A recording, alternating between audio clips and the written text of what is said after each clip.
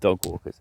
So yeah, and they all have the same excuses. It's a bit like me playing golf. You know, I don't go out buy a set of golf clubs and go to a nice golf course, have a crap round, and then go back into the shop and say, yeah, them golf clubs you sold me, like, nah, no good. And then balls, nah, they don't work. And this course, actually, that's no good. The grass ain't right. You'd never do that on a golf course or any other sport really, but with fishing, it's hilarious. Makes you laugh all the time.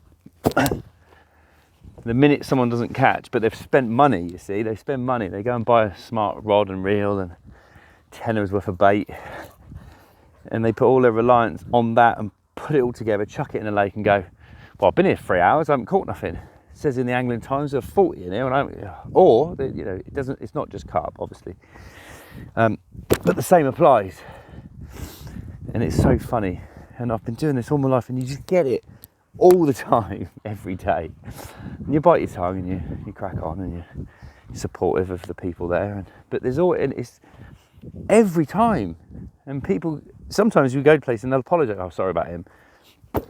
He's like, trust me, every single place we visit, which is a lot, has got the same hierarchy, has got the same amount of people, and most are great.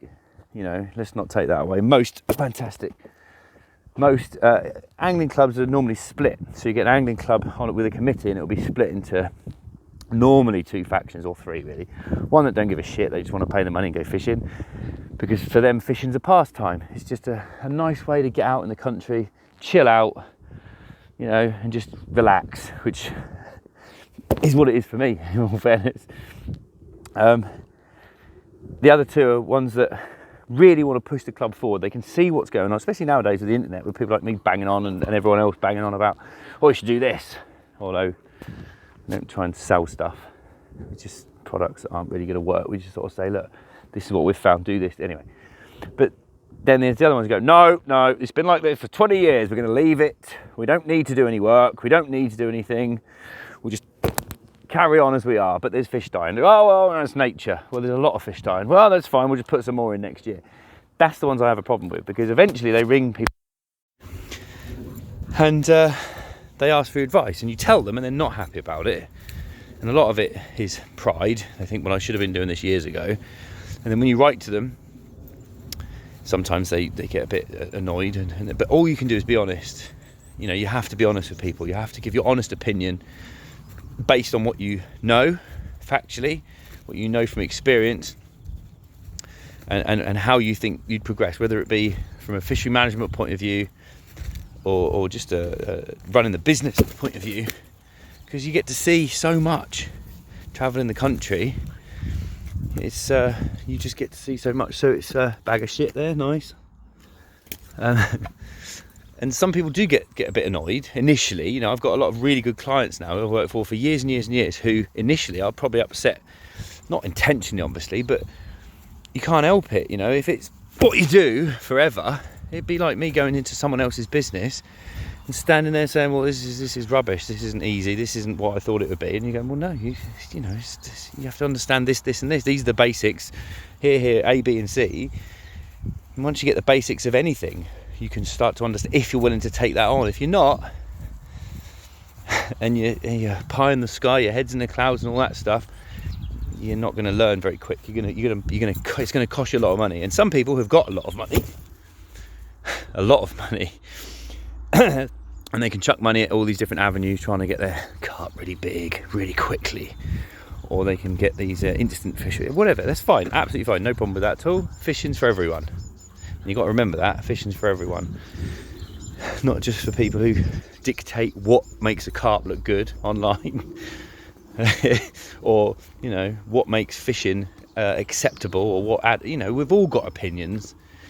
You know, this isn't really, I never class it as a sport really. It's a pastime at best. It's a hobby. It's something. It's working with nature. It's you know, going out into nature and keeping quiet and enjoying it. Really, it's what it's supposed to be, as far as I'm concerned.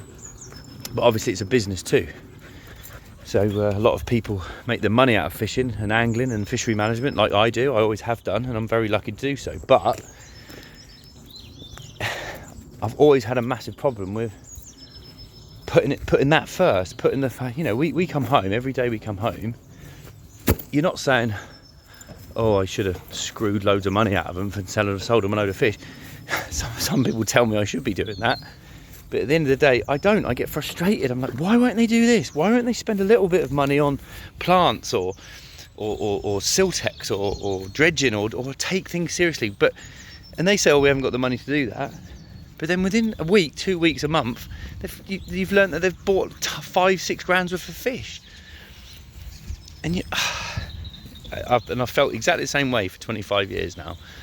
And you just think, it's just so frustrating.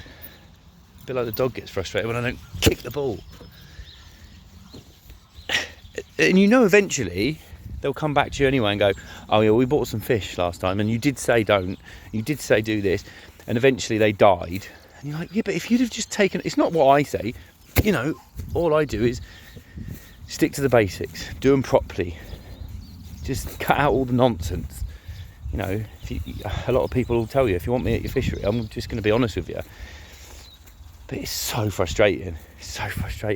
Oh yeah, well, we were going to buy some plants and we were going to do this and we were going to net the lake and we were going to, but then Bob said you're better off buying a couple of 20s, which is fine. We sell big carp, everyone does. Everyone's got loads of big carp these days. Christ, everyone's doing it in the garage. It's ridiculous. Because it's not that hard. It just takes a bit of commitment, a little bit of foresight, and crack on. Chuck a load of food at them, they grow. That's what they do. Fish grow if you feed them. Space, food, oxygen. They're the 3 things. Everything else, yeah, not as important.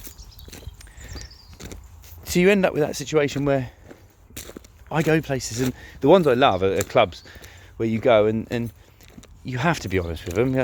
What's the point of doing this job otherwise? Otherwise, you just I don't like to think about it really. I just crack on, and obviously it costs me revenue, it costs me income by being brutally honest with people, and when I could be selling them fish, selling them products and stuff. But at the end of the day, I'm not doing it for that. I'm doing it because I love it. I get to do what I love to do, so it's easy for me. And I haven't got an agenda. I just turn up, tell them what I think, net the lake, show them what's going on. And when you're 16, 17 and you're netting ponds with people, no one cares what you've got to say. When you're in your 40s and you've been doing it as long as I have, luckily, thank God, because otherwise I'd be working in that petrol station there, people value your experience and value your time, which is all good.